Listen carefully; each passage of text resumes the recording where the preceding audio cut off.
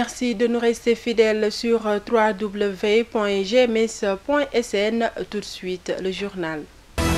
La journée mondiale du lait est célébrée ce vendredi 1er juin 2018, occasion saisie par la rédaction du groupe Média du Sud pour revenir sur les bienfaits de cet aliment. L'Université Assane Seck de Ziguinchor et le groupe Média du Sud scellent un compagnonnage stratégique. Les deux structures ont signé ce jeudi une convention de partenariat. Insécurité à Dakar, nous en parlerons dans cette édition. Les populations de la commune de Grand Yoff ont le sommeil perturbé à cause des agressions meurtrières devenues monnaie courante dans cette collectivité territoriale. La rubrique Société, l'actualité internationale, la page des sports et la revue de la presse mettront fin à ce journal. Tout de suite, le développement.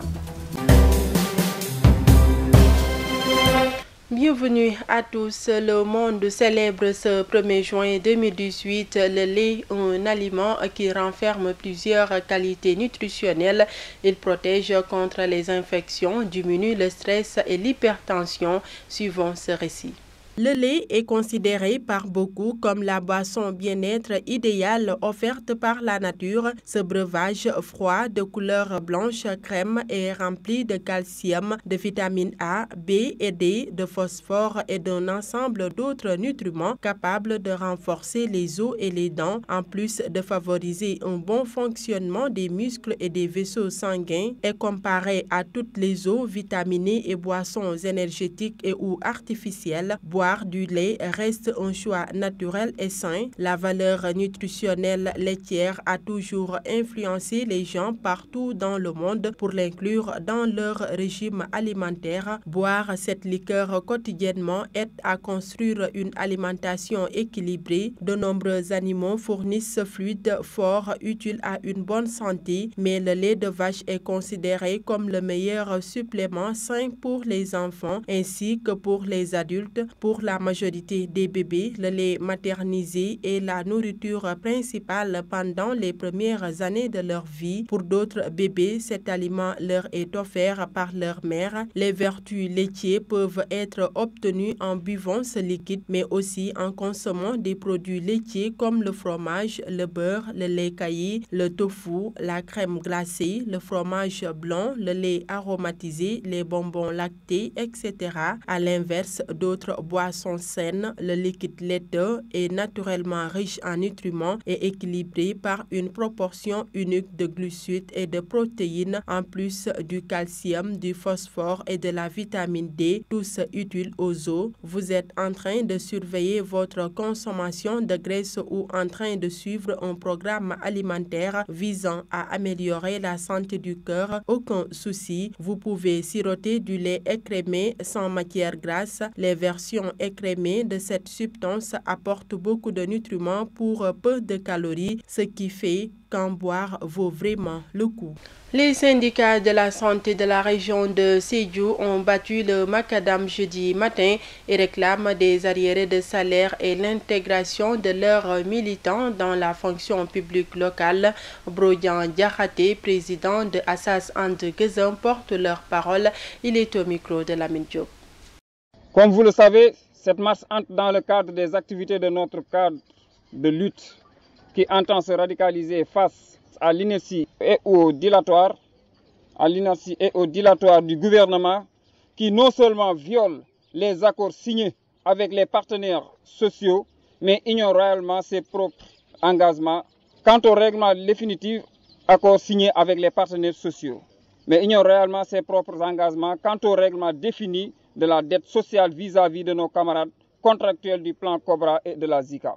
L'ouverture des négociations sérieuses sur le régime indemnitaire, l'effectivité de la fonction publique locale, l'allongement de l'âge de retraite de 60 à 65 ans, l'application du statut du personnel de l'EPS et l'adoption d'un système de rémunération équitable et décent des directeurs et PCA des EPS à l'instar de leurs homologues de même branche.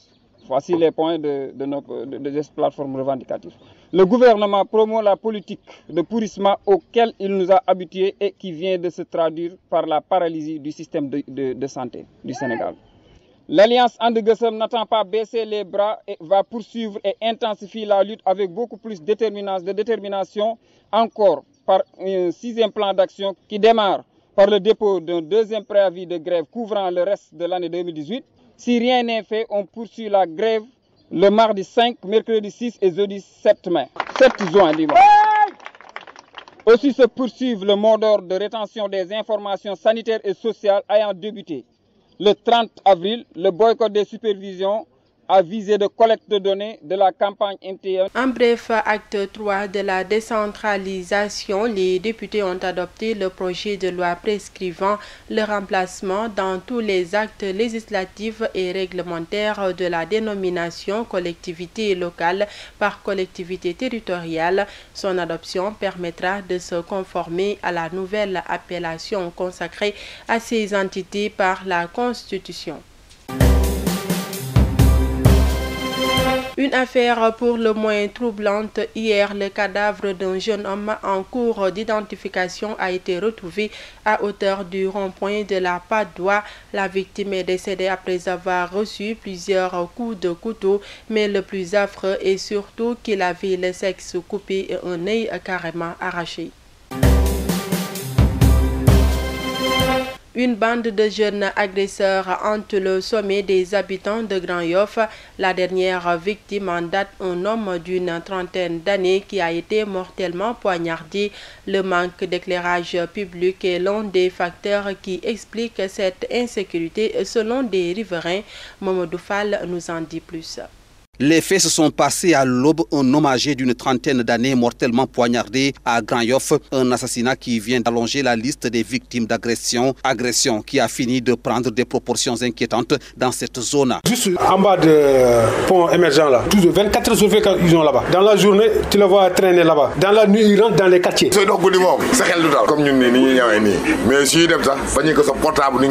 Le manque d'éclairage public est l'un des facteurs qui favorise cette insécurité selon un des riverains. Bon, il n'y a pas de sécurité parce que la nuit, lumière, des fois ça allume, des fois ça n'allume pas. On doit sécuriser, allumer la lumière pour avoir la sécurité. Les autorités étatiques sont ainsi appelées à renforcer le dispositif sécuritaire dans la commune de Grand Yoff qui ne dispose jusque-là que d'un seul commissariat de police. On aurait souhaité qu'il y ait de la sécurité davantage parce que la sécurité n'est jamais suffisante. Nous attendons aussi de la part de l'État un autre commissariat pour bien qu'il y ait plus d'affectation de policiers à Grand Yoff. Le cadavre de l'homme a été finalement évacué par les sapeurs-pompiers après une longue attente. Ce meurtre de trop continue d'installer la panique à Grand Yoff où les agresseurs continuent de dicter leurs lois. Je vous le disais dans les titres, après la commune de Diembéring, c'est au tour de l'université Assane Seck de Ziguinchor de nouer un partenariat stratégique avec le groupe Média du Sud. La convention a fait l'objet de signatures ce jeudi entre le recteur et le directeur financier et marketing du groupe Média du Sud. À l'issue de celle-ci, la personne morale du Temple du Savoir de la région Sud est revenue sur la pertinence de ce partenariat. Le docteur Kourfia Keba Diawara est au micro de Cheikh Tidiane Cissé. C'est aujourd'hui un plaisir pour l'université Assane Seck de Ziguinchor de pouvoir mettre en place une convention de partenariat avec le groupe Média du Sud. Groupe Média du Sud installé ici dans la même localité géographiquement que l'université Assane Seck de Ziguinchor.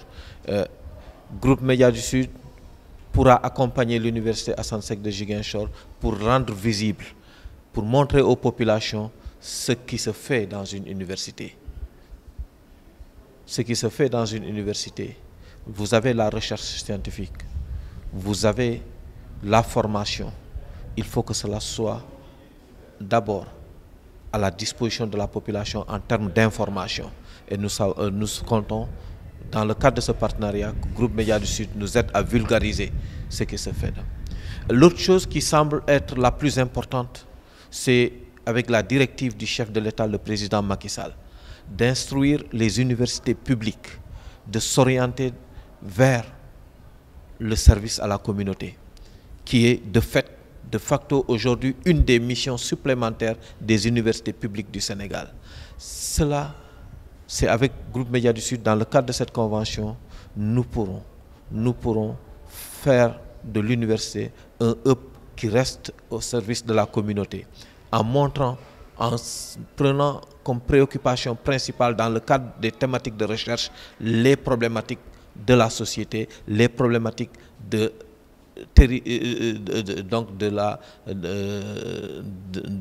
la commune, mais aussi des populations géographiquement localisées autour de l'université. Des centaines de familles de Bignona ont reçu un don en date de mai d'un jeune de Mangoulé résidant à Dakar. Cet acte de solidarité de donateurs anonymes saoudiens soulage une population démunie qui en demande encore, nous dit Lamine Badiane. Ce sont des Saoudiens de bonne volonté qui ont envoyé une grande quantité de dattes au profit des populations vulnérables du Sénégal. Par ce geste, ces donateurs expriment la solidarité musulmane, surtout en ce mois béni de Ramadan. Plusieurs centaines de personnes ont reçu leur part des mains de Jakaria Manga, trait d'union entre ces bienfaiteurs et les populations cibles.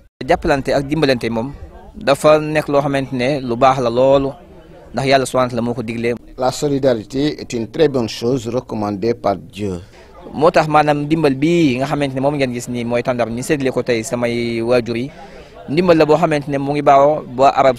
Ce don vient de l'Arabie Saoudite et c'est l'œuvre de donateurs qui le font grâce à Dieu. C'est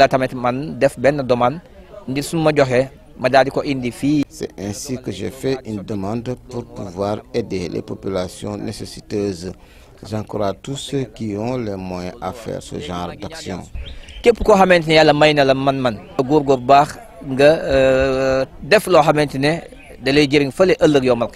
populations bénéficiaires qui reçoivent pour la première fois ce genre d'aide ont salué l'acte et souhaité qu'il soit pérennisé, mais ils demandent autre chose. Vraiment, nous sommes très heureux parce qu'il y a des familles qui n'arrivent même pas à avoir de quoi couper leurs jeunes.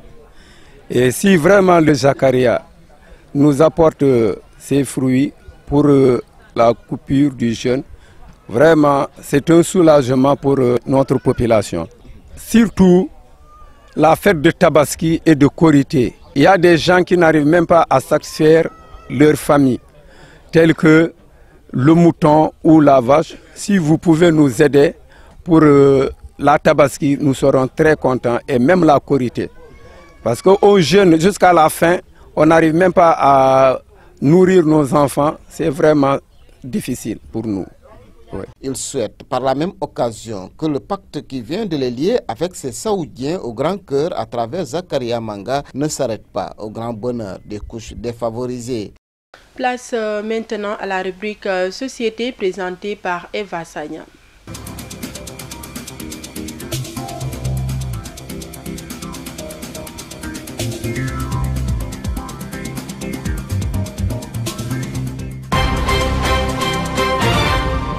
Nous sommes vendredi 1er juin 2018 et bienvenue dans votre rubrique Société. Une personne a été tuée et 3 autres blessés dans une attaque à main armée survenue dans la nuit de dimanche à lundi dans la commune de Guiro-Yérobokar à une vingtaine de kilomètres à l'est de Kolda. Les assaillants qui tentaient de dévaliser une boutique se sont heurtés à la résistance des populations. Confient des témoins, ces dernières auraient réussi à s'emparer de l'arme de l'un des manifestants avant de le tuer. Une grande voix de la radio et de la télévision s'est éteint. Le journaliste et écrivain Pierre Bellemare est mort samedi 26 mai à l'hôpital Fogg auprès de sa famille. Il était âgé de 88 ans. Pierre Bellemare était particulièrement connu pour ses émissions sur Europe 1, dont les enquêtes impossibles. Selon une enquête de CNN, 8 femmes déclarent avoir été victimes de harcèlement sexuel ou de comportements inappropriés de la part de l'acteur américain Morgan Freeman, âgé de 80 ans. Les faits auraient eu lieu en privé et en public. Une femme raconte à la chaîne américaine que le comédien l'aurait soumise à des attouchements non désirés, à des commentaires sur sa silhouette et sur ses vêtements lors du tournage de Braquage à l'ancienne été de 2015. Voilà, c'est tout pour votre rubrique Société. Merci de l'avoir suivi. Nous vous retrouvons vendredi prochain dans une autre rubrique. Au revoir.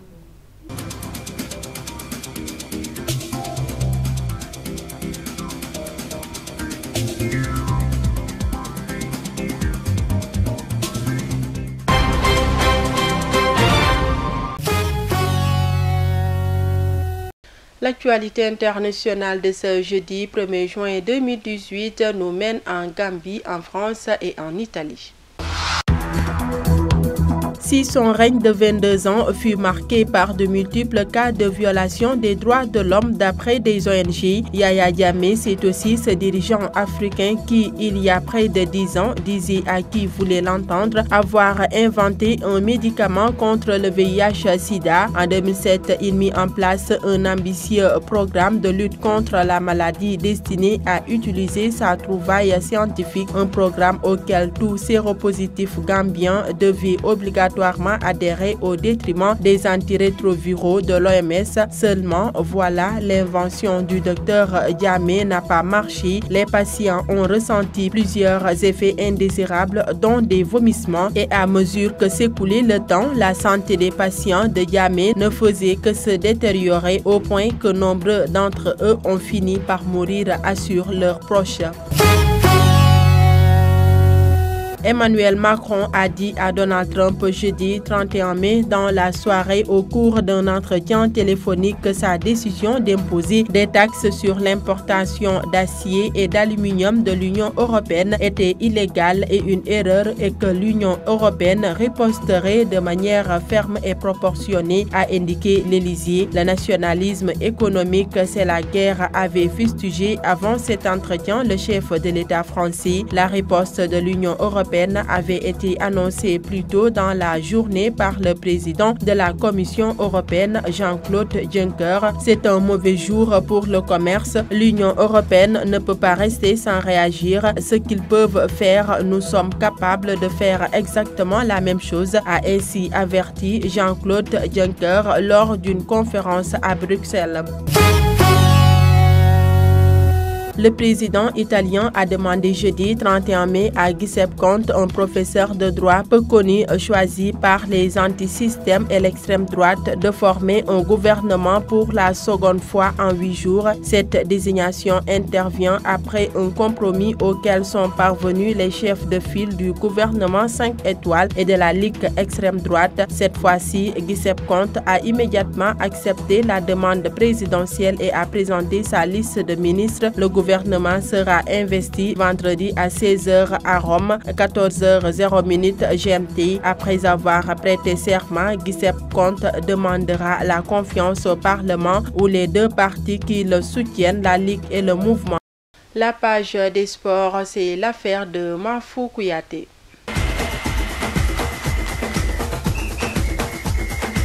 Nous entamons cette page sport par le match amical qui a opposé le Sénégal au Luxembourg.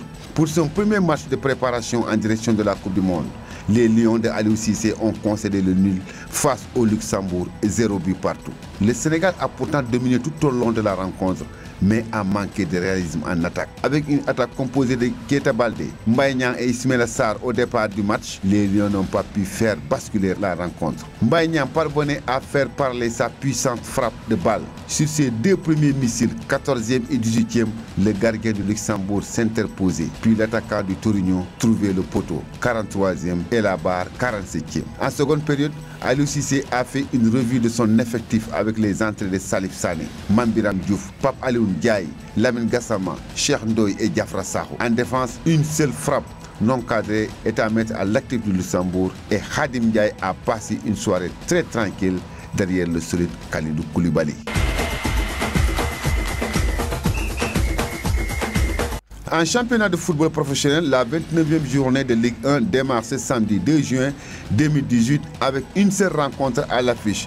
Mbour Petite Côte jouera contre Union Sportive de Ouakam. Ça sera à partir de 16h au stade Alassane Djigo. Et le reste avec 6 rencontres sont attendues le dimanche 3 juin 2018. Dimanche, Tinguet jouera contre Ndiambour. Ça sera au stade Léopold Sédar Senghor. Niatali jouera contre Diarap à 16h30 également au stade Alassane Djigo. Génération Foot fera face au stade Mbour. Ça sera au stade Denis Biram Ndao. Djambar jouera contre Sonacos. Ça sera au stade Fodé Wade. Dakar Sacré-Cœur jouera contre le Casa Sport. Ça sera à partir de 16h30 au stade Amadou Barry.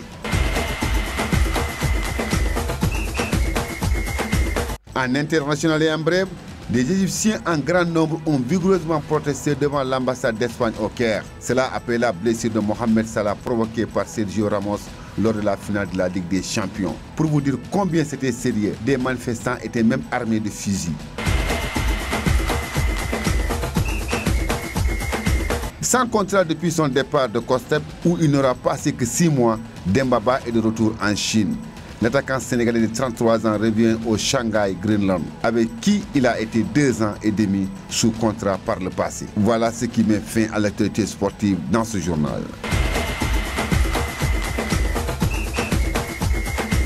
À présent, nous accueillons Sissa Okoli pour la revue de la presse. Bienvenue.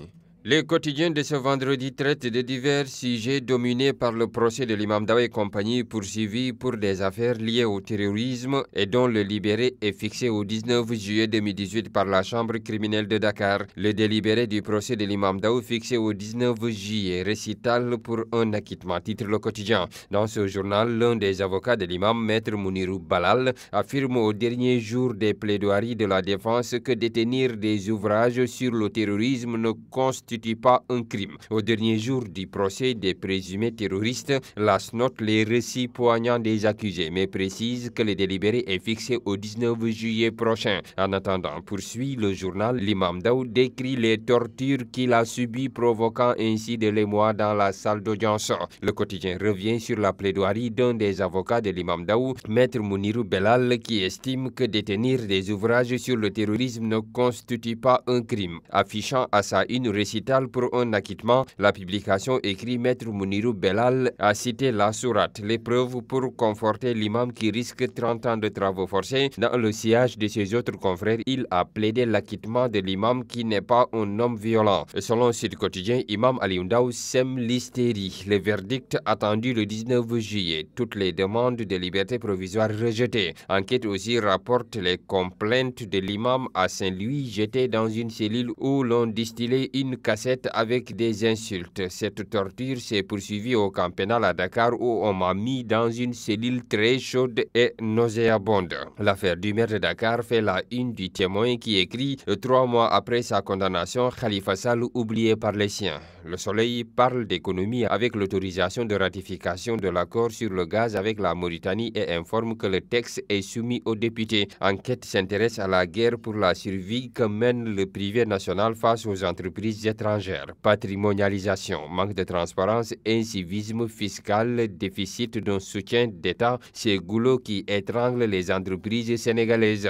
Pour renverser cette tendance, certains privés ont promis de se regrouper au sein d'une structure dénommée Team Sénégal, explique le journal. En politique, Sud Quotidien constate qu'en route vers la présidentielle de 2019, le président Macky Sall semble s'engager dans une stratégie résolue et méthodique d'extinction de tous les foyers sociaux à coup de concessions financières qui risquent de plomber le budget national. Dans son billet sucré-salé, le quotidien s'interroge où va Cissé. Le coach cache mal ses carences techniques. Depuis 180 minutes, les Lions n'ont pas marqué de but alors que le but d'une rencontre est de scorer pour ramener la confiance dans la tanière, écrit le journal. La publication ajoute ces 2 matchs rappellent l'élimination du Sénégal lors de la dernière CAN. On aurait joué 200 minutes, le Sénégal n'aurait pas marqué contre de vaillants luxembourgeois qui ont mis leur stratégie que le coach a été incapable de détruire. À 2 semaines du mondial, on se demande où va Cissé. Luxembourg-Sénégal 0-0, les Lions en quête de repères, note pour sa part le journal Stade Quotidien. En lutte avec frappe, Sunu Lamb nous renseigne que Eumeu Sène égratigne le roi des arènes et note en citant Eumeu, je suis plus fort que Bombardier. Bonne lecture. C'était le dernier élément de ce journal. L'information continue sur www.gms.sn. Merci de votre fidélité et au revoir.